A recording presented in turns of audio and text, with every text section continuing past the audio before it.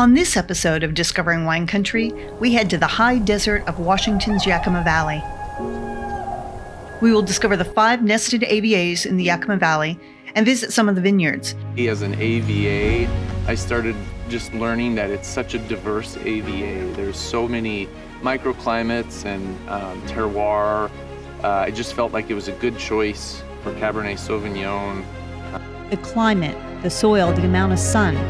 We do manage our canopies differently on the morning side of the vine versus the afternoon side of the vine because in the afternoon it's so much warmer. We leave more leaves for more shading, whereas in the morning side of the vine we get more exposure because they're not exposed. That way they get the light without the intense heat. There are so many varieties of grapes and then different clones and different root stocks. And perhaps even more important than any of this is the story of the winery, the winemaker, and the people who love these wines, their philosophies, and the different ways that they bring their reverence to the grape. Unless you own land. So at that point, he's like, well, that's it. Because they were kind of like, should we build a winery? Should we buy land? Like, we can only do one or the other. So they bought 40 acres. The estate vineyards for Kitski. They're all here Okay. On this property for Kitski, and then we have a separate vineyard that's out. It's not in Canyon Mountain AVA or Red Mountain. It's right across from the Red Mountain AVA Okay. in like lower Yakima Valley. And the legendary Red Willow Vineyard. Yeah, I grew up on a small farm about 20 miles from here and met my wife in college, and her dad had this very successful large farm here. I thought I would be a banker or work for some agriculture company. I majored in ag econ. We will also do a rabbit hole dive into wine bottle closures, cork versus screw cap. Join us as we discover Washington's Yakima Valley.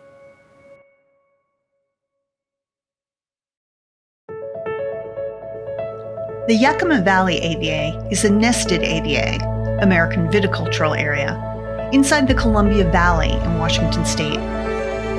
Located in the southern part of the state, it spans over 70 miles from the city of Yakima in the west to the city of Richland in the east. At its widest point, you could fit the Napa Valley from north to south. This region was volcanic. Think about it. Mount Adams, Mount Rainier, Mount Hood. There are stunning peaks everywhere. More than mountains, these were volcanoes active 15 million years ago. All that lava is the basalt that lies under the topsoils here in the Yakima Valley. This soil includes a wide variety of minerals, and it's well draining. This gives you small berries, high in acid, and full of concentrated flavors and textures. This is also the land of the Missoula floods, and many of the vineyards will tell you where they are in relationship to the flood levels.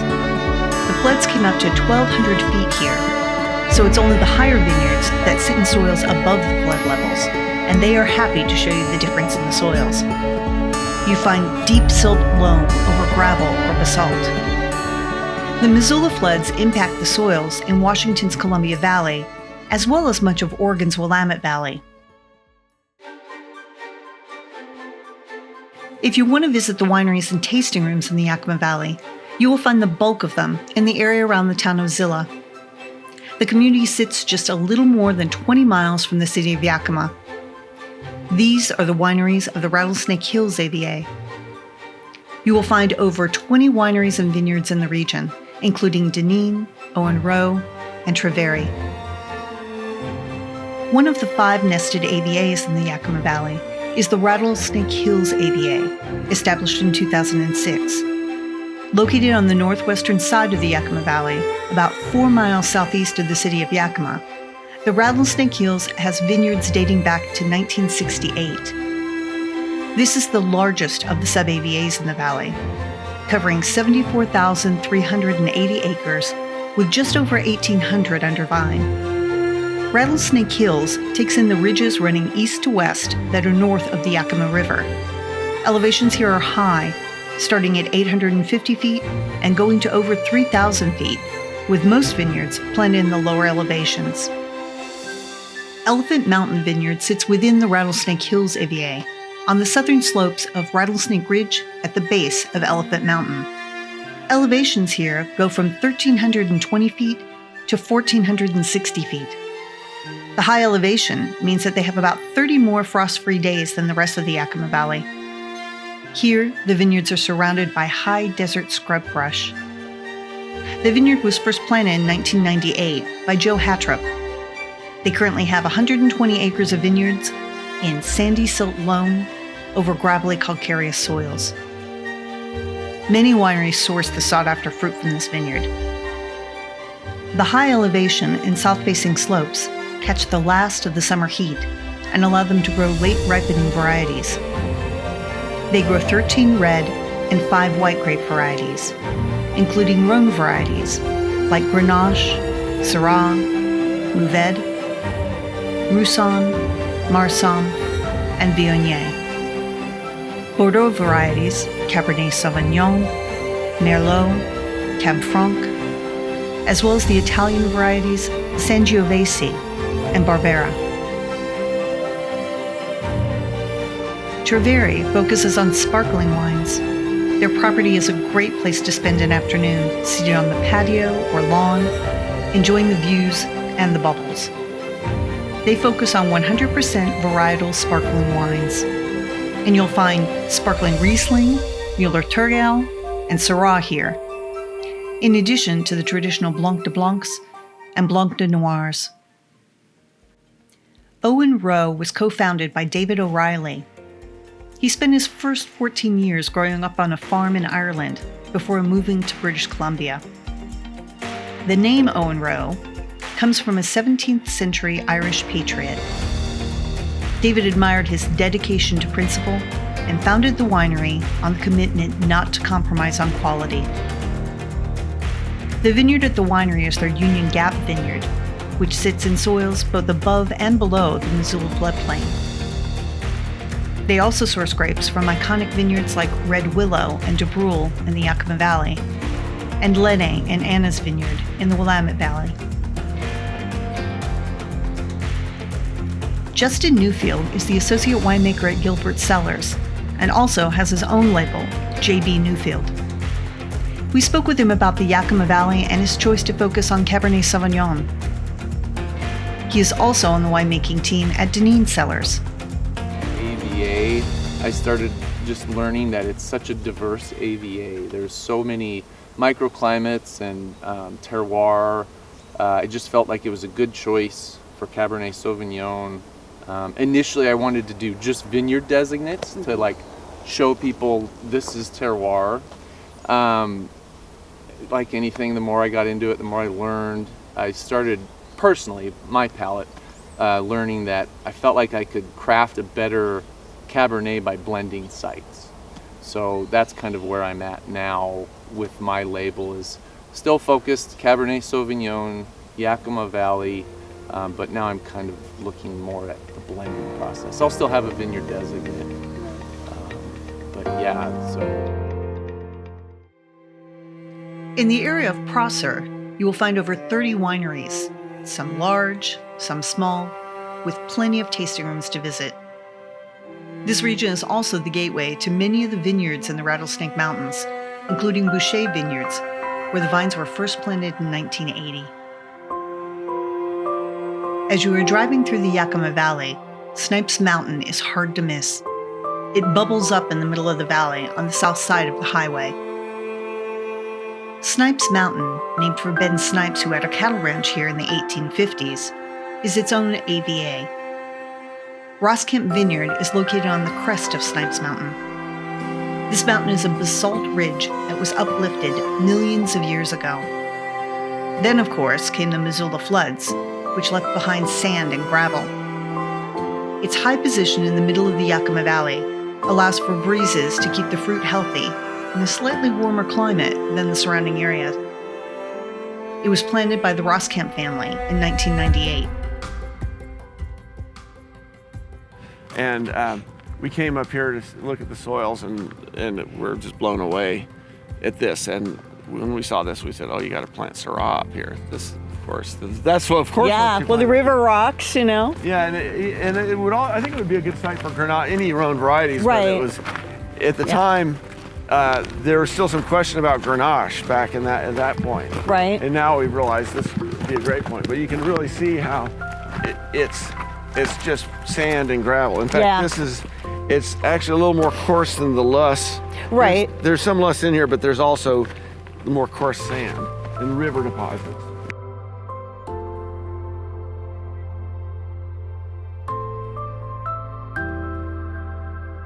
The Chardonnay here at Roskamp looks across the valley to the Chardonnay at Red Willow Vineyard in the Rattlesnake Hills. In the Prosser area, you find Sunnyside. Driving through the small town of Sunnyside, you come upon a quaint, restored building that was previously a train station. When Hugh and Kathy Shields moved to the area, Hugh set up practice as an orthopedic surgeon. The renovated train station was his office for many years. It has now become the Cote Bonneville tasting room. Their estate wines come from their Red Willow Vineyard, where they have own-rooted vines producing some amazing wines. We spoke with Carrie Shields at Red Willow Vineyard. Here up, it was too rocky. We couldn't get the canopy for the Chardonnay. Oh. So Chard starts here, Okay. and then you can tell this is south facing, and this goes back to the north. Right. And then the Syrah over there, Is over there. Gotcha. the Syrah's facing this way. So it's not as southerly of an exposure as the Right. Cab. And the difference, especially with the cool nights, the difference in heat accumulation over the course of the day is pretty significant. And I mean, you can feel it, just the difference between Yes, over there and over from here. there and You here. can feel it walking. Yeah. So Yeah. I usually like to make people walk around the vineyard because you can feel. You can feel the difference. If you're paying attention, you can Yes. feel the temperature profile difference, and then sum that up over the course of the day and the season, and that's why you can grow Chard and Cab. It is an amazing thing to be able to grow Chard and Cab in the same place. It's just kind of astounding. You know, Yeah. kind And Riesling. But we do manage our canopies differently on the morning side of the vine versus the afternoon side of the vine, because in the afternoon it's so much warmer. We leave more leaves for more shading, whereas in the morning side of the vine we get more exposure because they're not exposed. That way they get the light without the intense heat. right. The vines here are own-rooted due to the sandy soil that keeps phylloxera at bay. It makes a difference not having a variety grafted to a different rootstock. Carrie speaks of it as reading Tolstoy in Russian. This is like reading Tolstoy in Russian, which is just, it's a different thing. And just like Tolstoy, not everybody gets to do this. Right. So it's really cool that we can. It's more pure at its essence when it doesn't have to go through translation.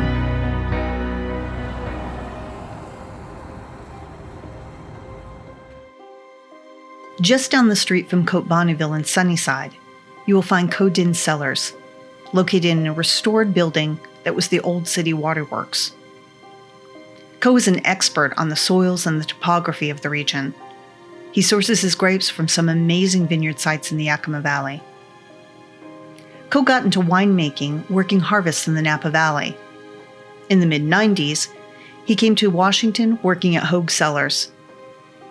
He worked as a consulting winemaker for Cote Bonneville for many years before founding Codin Cellars in 2013.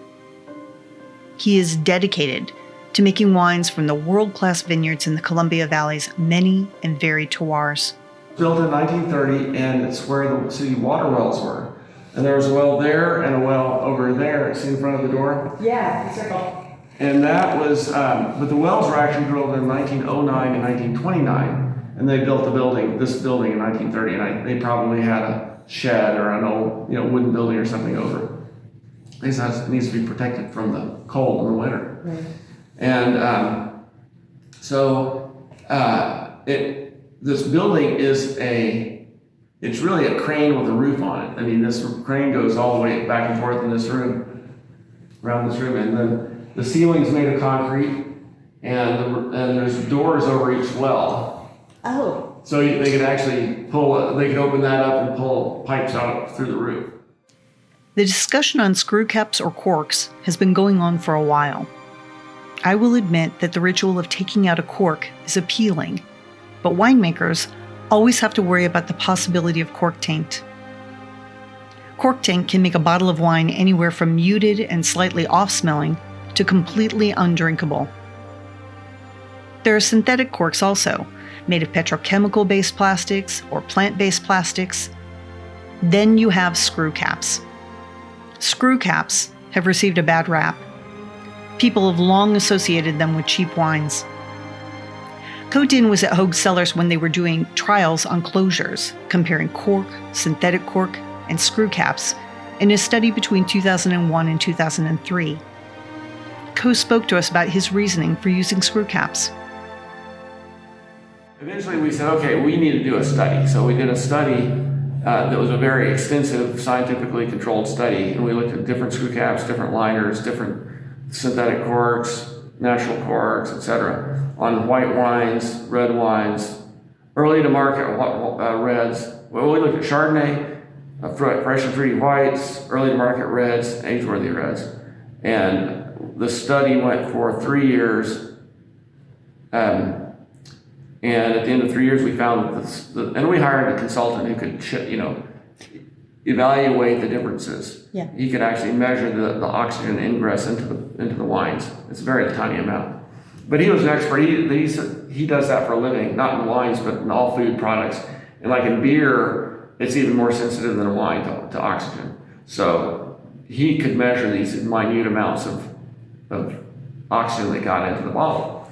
And what we realized was the natural corks were all over the board, and synthetic corks let too much air in, and the screw caps range from almost nothing to about half as much as a good natural cork.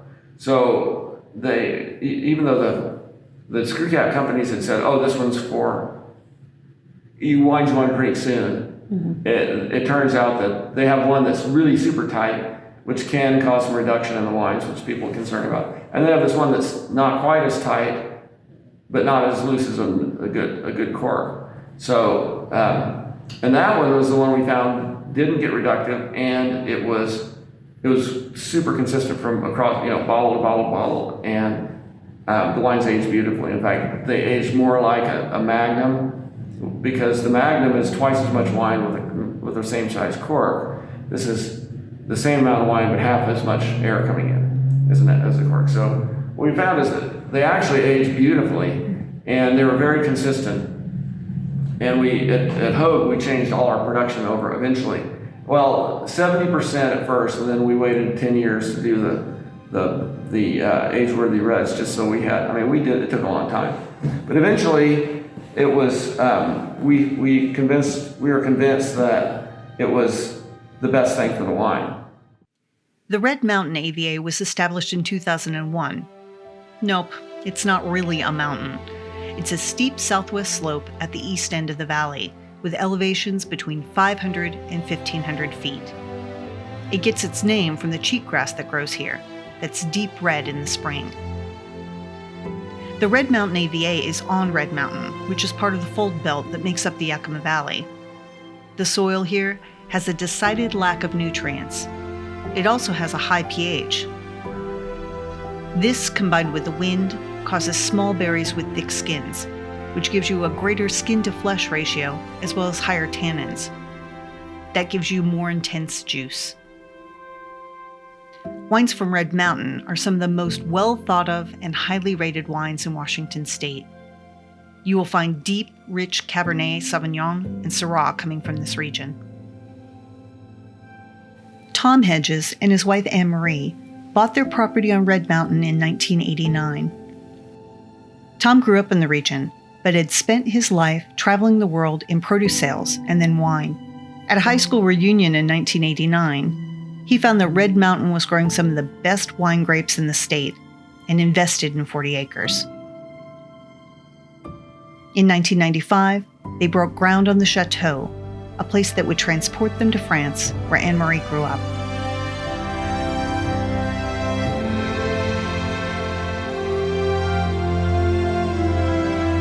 Sarah, their daughter, is now the winemaker.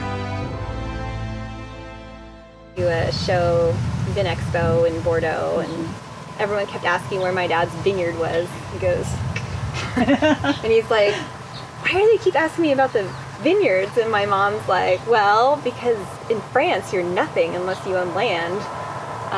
So at that point he's like, well, that's it. Because they were kind of like, should we build a winery? Should we buy land? Like, we can only do one or the other. So they bought 40 acres on sort of a tip from my dad's buddy out here. So we went to a high school reunion in '89, and the guy said, well, you got to buy on Red Mountain. Like, this place is going to blow up. It's going to be the best fruit in the state. And so they bought this first 40 acres for like $1,200 an acre. Wow. With water. We got the last private water right ever granted for this area. And we planted grapes, and so this area kind of sat empty until 93, 94, and kind of got the bare bones of the winery built at that point, so we could actually produce wine here. And yeah, so that's how we got here. At Hedges, Sarah is growing biodynamically. She spoke to us a bit about her methods. So yeah, it's good, and we've converted. The biodynamic conversion came about in 2007, and so now we've got 3 vineyards that are fully biodynamic and organic, and 2 vineyards that are organic. And we're, slowly adding livestock, mostly just chickens so far. We met one of the chickens racing across the drive up there. Our 62-pound turkey. Oh, goodness. We ended up with some turkeys in our chicken batch last year, and we didn't know he was a meat turkey, and you're supposed to not, keep those around, but whatever. He's a mascot now. He's very large, but we love him. So eventually we want to get some sheep, and, every time you add stuff like that, there's infrastructure that needs to happen, and Right. it's this sort of, but we like taking slow steps so that we understand it fully before going on Moving to to the another next. step. Yeah. Because, always the most important thing is the grapes and the wine, and, that's the lifeblood of this place. So that's what we need to focus on first. Right. And every time you add something too, it changes your ecosystem slightly. Yep. So it also gives, I suppose, the property time to adapt to that new thing in the ecosystem before Definitely. moving on. Yeah. I know that you're moving to native ferments too. How's that process happening for you? It's been good. So the first wine that we tried to make biodynamically was in 2011, and that was kind of a flop. It's weird to switch your brain, and we're like, oh, we'll just let the tank go and it'll be fine, and no. So then we sort of read about these PA de coups that they do in the vineyard, and I'm like, well, that makes sense, because I have a bread starter I keep alive and healthy, and that keeps alive and healthy breads and ferments. And so I'm like, well, why don't we try this starter bucket idea? And that worked really, really well. So I've been doing that for the past 7 years, and it's if you don't have a healthy bucket, your wine's not gonna be healthy. Pitch it, start over, and at least you're only wasting a bucket of grapes and not an entire tank. Right. But yeah, and I'm learning more about the fermentation kinetics are a little bit different with native ferments. You have to be more patient. You have to taste more. You have to, it's like you can't just say, okay, pitch the yeast. You're fine for. I mean, I taste everything every day, but there's this little more sense of worry with the natives. But yeah, the starter buckets, actually, some of them are stronger and faster and cleaner ferments than some of my inoculated ones. Wow. So it's, I do truly believe that nature knows what to do, and as long as you don't get involved too much, it's probably going to turn out okay. So yes, I say my prayers to the universe, and we actually racked our white wine in January before bottling to spa music. So it was a little reductive, and I'm like, this thing is just stressed and struggling, and my cellar guys were like, what kind of music? I'm like, just like mellow spa music. And it was funny. So we racked it, and I had the before and after, and I was like, oh, this really worked. Excellent.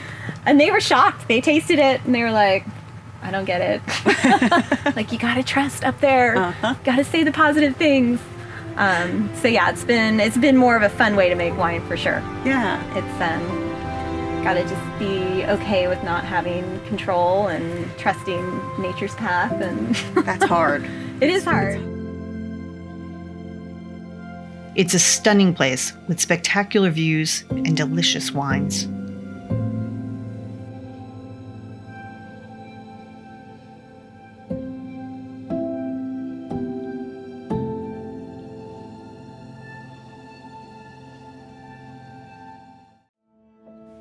The Candy Mountain AVA was established in 2020. This is just east of Red Mountain. It covers only 815 acres, with 110 acres under vine. It's Washington's smallest AVA. Vineyards here sit on the southwest side of the mountain, between 640 and 1,360 feet. Vicki and Paul Kitsky planted their vineyard on Candy Mountain in 2000. Their son Seth Kitsky is now the winemaker. He also has his own label called Upside Down Wines, based out of Hood River.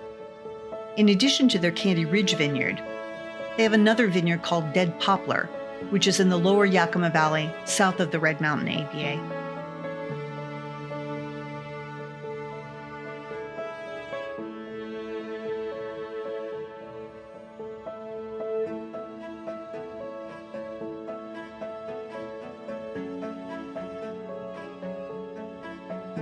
Some of these rows of Cab Franc right here are planted in 2008. So we kind of added, what we did was, as kind of as the wines really started to prove themselves, I think my parents started gobbling up a little bit more of the square footage of the areas, planting more rows and stuff like that. So our Cab Franc used to be all east facing in the front. And then we just had Petit Verdot and Cab back here on this, little south slope. And then basically the yard was big and they're like, hey, let's plant some more Cab Franc. So that's kind of where the Cab Franc back here came. And it's crazy because we don't have as much caliche on the east facing stuff. Up there it's just like a little bit more rocky and just like floating basalt in the loam and that sort of stuff. But back here, you'll get like these crazy small berries because it's like right on the you can see this stuff's pretty small right now. It'll get a little bit bigger, but you'll see it even more when we walk right over here in the Cab Franc, where it's just like so stressed and tiny little berries compared to like the front where they'll get a little bit more size on them.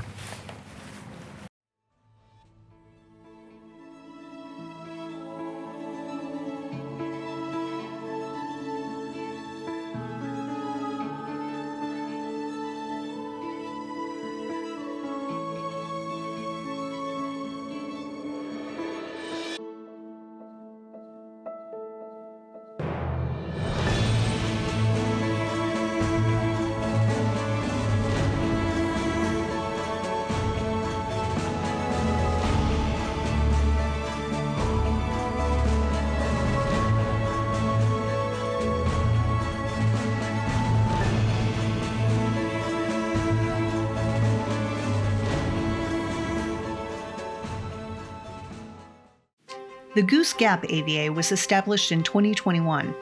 Yep, this is the newbie. The ridge crest of Goose Mountain runs east to west, while the ridges of Red Mountain, Candy Mountain, and Rattlesnake Mountain all run north to south. Because the south slopes are too steep, vineyards here are mostly planted on the north and northeast slopes. The AVA is home to just 2 vineyards, but they provide fruit to more than 20 wineries. We had the opportunity to spend an evening with Mike and Jonathan Sauer at the Red Willow Vineyard in 2019. This vineyard is a huge part of the history of Washington wine. This was one of our favorite interviews, and there is more. You can see the interview in full on our YouTube channel. Search for Red Willow on the Scenic Route playlist. Red Willow Vineyard sits at the far western end of Washington's Yakima Valley. The drive out Wapata Road takes you through farmland with rolling ridges on either side like giant sleeping lions. Mount Adams looms larger and larger ahead even as it slips behind the ridgeline. You come almost to the end of where there is green commercial agriculture, and there you find Red Willow Vineyard. This iconic and historic vineyard is unassuming. We drive in and find Jonathan Sauer there to greet us. He is humble and excited to have us and show us the vineyard.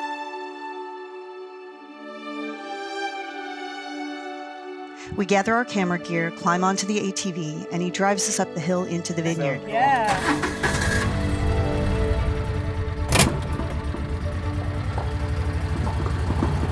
I might just kind of stop at a couple areas. That's fine, yeah.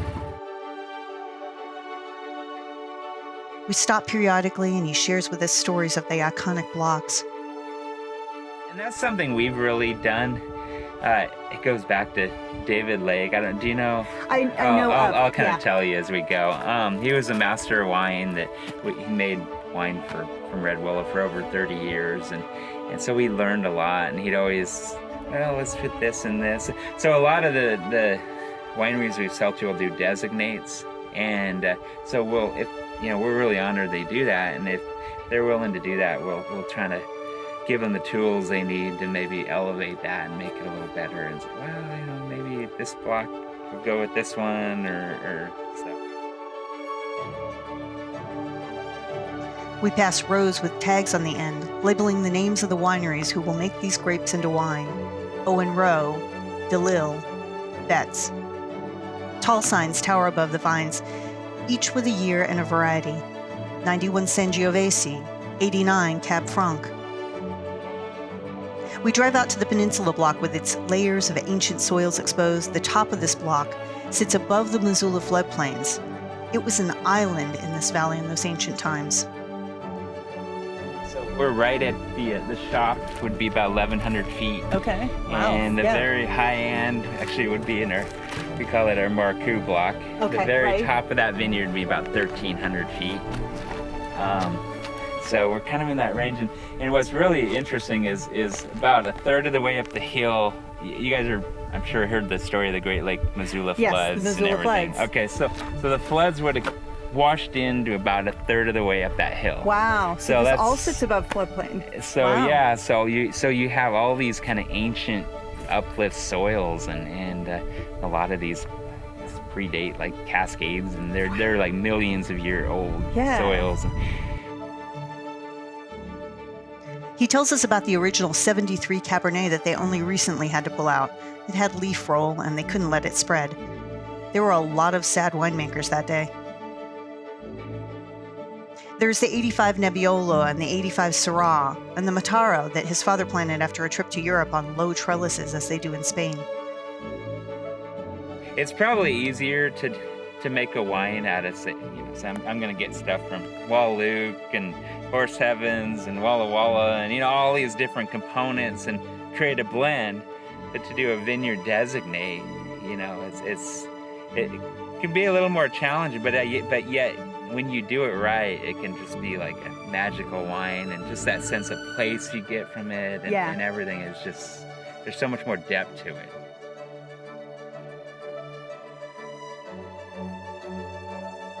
At last, we drive up to the iconic chapel, inspired by the chapel at Hermitage. This small stone chapel has become a symbol of this vineyard, sitting atop its hill of Syrah. Waiting in the shade is Jonathan's father, Mike, who started this vineyard, planting test blocks with Dr. Walter Clore and then developing a relationship with David Lake, the longtime winemaker at the Columbia Winery. In the shade of the chapel, he shares with us stories of how this all began. These are the stories of the beginning of modern Washington wine.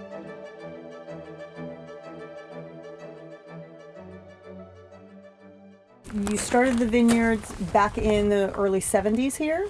What was the family doing before that? It's been agriculture here for a while, right? Yeah, I grew up on a small farm about 20 miles from here, and met my wife in college, and her dad had this very successful large farm here. I thought I would be a banker or work for some agriculture company. I majored in ag econ, and he offered me a job just to be a farm worker here to see what happens anyway. And at the time they owned all of this undeveloped sagebrush ground that was good for essentially nothing other than probably wine grapes. And he said, well, you need to experiment with something, as the new kid on the farm. So, There you go. so I'm not really sure why I got into wine grapes, to be honest with you. Had a choice of cherries or apples or grapes. And at the time, these French-sounding wine grapes were just beginning. Things like Pinot Noir and things like that. We didn't know how to pronounce a Pinot or a Cabernet Sauvignon. And it was just something exciting and exotic to think about wine grapes instead of what's typical in this valley of Concord grapes for Welch's juice, jam, and jelly. And so I got hooked up with the I guess you'd call him the father of the Washington wine industry at the time, Dr. Walter Clore. And in those days, all we thought about were the varieties that would survive the winters. In the 60s, 70s, and even the early 80s, that was the deciding point of what you planted, because about every 6 years or so, we would have a pretty tough winter and the vines would freeze back to the ground. So we're growing things like Limburger, Cabernet Sauvignon, Chardonnay that were on this list of more winter hardy varieties. And so anyway, it's been a fun journey exploring different varieties as time has gone on, and the industry has sure changed in that amount of time. I think when Dad planted the first grapes, I think there was about 6 wineries here at the time. So it just shows you it was just really the modern Washington industry was in its infancy then. So, and Dad was kind of one of the earlier pioneers, and way out in the middle of nowhere at the very end of the valley, who knew if anything would survive out here, and he kind of really took a leap of faith, and glad you did. Yeah. Dr. Clore at that time, they were just exploring the state of Washington, and down on the Columbia River, on the other side of the mountains, there's Coal Creek, there's about a dozen sites, and he wanted remote sites to see which areas would grow grapes, and then they would take the grapes from those sites, they'd pick them as generically as possible, of about 23 bricks, and make wine out of them, and then they would send them off to an expert taste panel, probably a bunch of college students over in Pullman, but expert taste panel, and then they would rate the wines, and would give I think it was a 16-point scale or something like that. And we kept coming out pretty consistently on top. Excellent. And this little remote spot out in the middle of nowhere, that really encouraged us. And but Dr. Clore always emphasized you need to know your climate, your weather of that site. And in those days, we had no idea whether this was the best site, or it was a fairly large farm. So at the time, I had a little Trail 90 Honda motorcycle, and after hours I would hop on it and ride clear around the farm. It was about a 7-mile loop, and check the high-low temperatures of the thermometers. And those days we didn't have the $50 thermometer or record anything nowadays, but in those days you had to literally every day record them. And that really taught me something. The difference from this place to a half a mile, a different hill, a different slope. We take so much information for granted today, but those were truly pioneer days, and they were exciting times too. Yeah. Just learning the varieties, what would grow, what would survive, and it was very much Washington trying to gain a reputation in the world, and it was a state coming together very cohesively, us against the world, more or less, to gain respect. Right.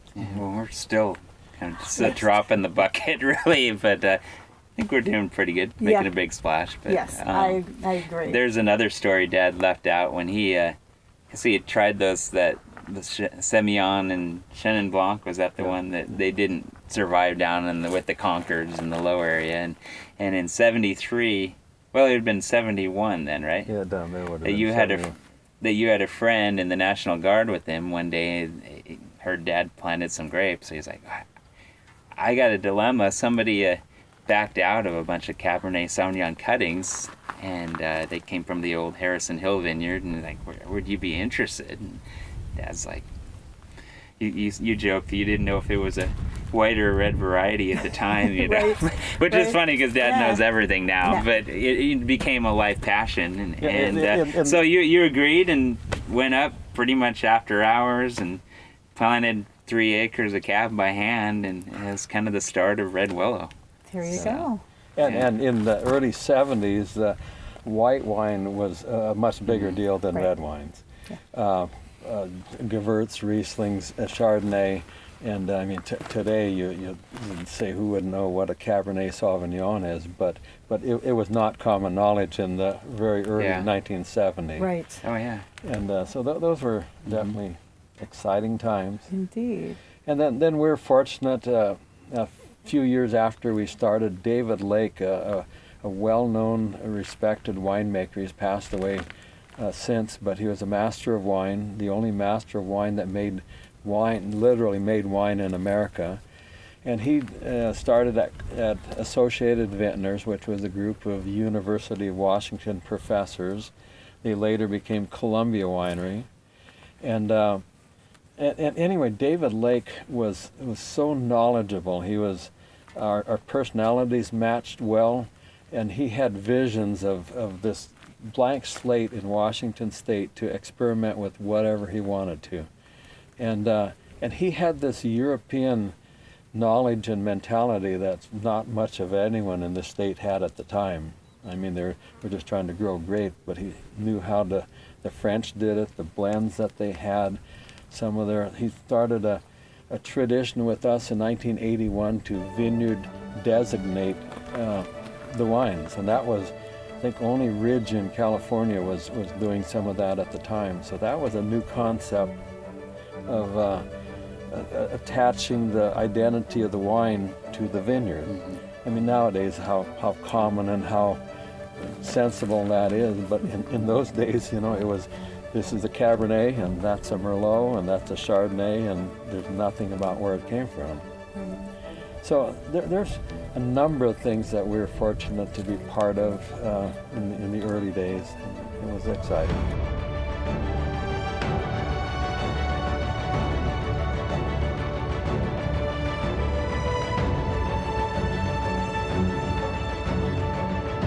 We're a young industry, and even though our vineyard is really approaching 50 years, or I think we're 47 this year, so we're still got a lot to learn, and we're just every year trying to get a little better and learn a little bit more.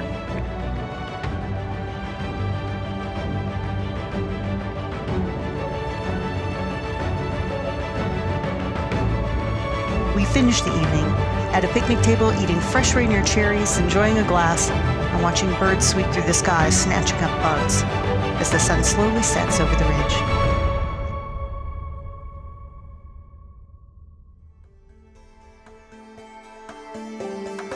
We've just dipped our toes in the Yakima Valley's wines and vineyards. There is much more to discover. You should plan a trip. We can help with that. Visit Discovering Wine Country for regions and places to visit. Our next episode will focus on biodynamic and regenerative viticulture. Climate change has hit the winemaking world hard in the last few years. Wildfires, drought, flooding, late frost, and scorching summer heat are affecting vineyards globally. We will get into how organic, biodynamic, and regenerative agriculture can help both vineyards on a local level and the world on a global scale. Are you ready to continue discovering wine country? Follow us on social media for all the juicy bits. We are on Twitter, Facebook, and Instagram at Discover Wine CGC. If you're headed to wine country and want to share the experience, join our Facebook group, Discovering Wine Country, where writers and content creators are sharing what they are discovering in wine country around the globe. For even more great content, visit our sister site, Crushed Grape Chronicles.